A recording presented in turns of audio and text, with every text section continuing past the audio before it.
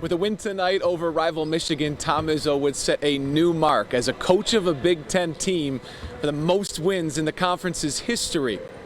He would top and pass Bobby Knight, a man he said is a legend and somebody he respected when he came into coaching. The relationship between Michigan's acting head coach, Phil Martelli, and Tom Izzo, well, there's a lot of respect there as well.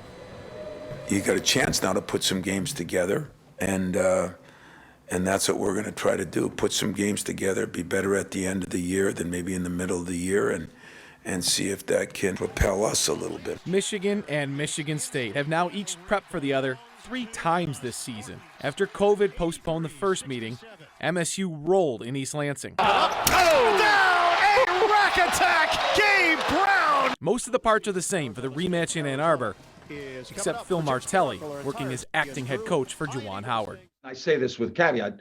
Tom Izzo is a longtime friend of mine. Mm-hmm. He's done some things for me at different times. You know, when I was going through a tough time, wondering what was I going to do, that guy was on the phone with me almost every other day. But anybody out there, they've gone in the backyard and they've played tackle football against their brother or their cousin or the kid across the street who they consider like a brother. And man, nobody wants to lose that one.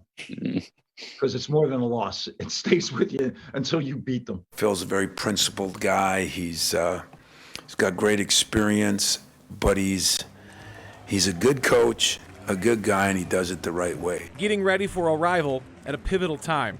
Martelli said Michigan can't waste time thinking about the bubble and what it's going to take to get into the tournament. He said he'll drive home with his guys the message, one day, one opponent at a time, with the human element, of course, lingering heavily. One guy walks up and says, go green, and the other one says, go blue. And, you know, for that moment in time. So you're playing for more than just your team.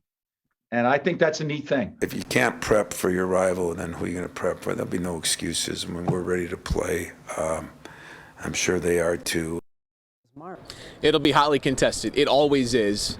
If Izzo is able to get that win, you know Martelli will be one of the people, especially behind closed doors, who will congratulate Izzo as much as it'll leave a sour taste in his mouth.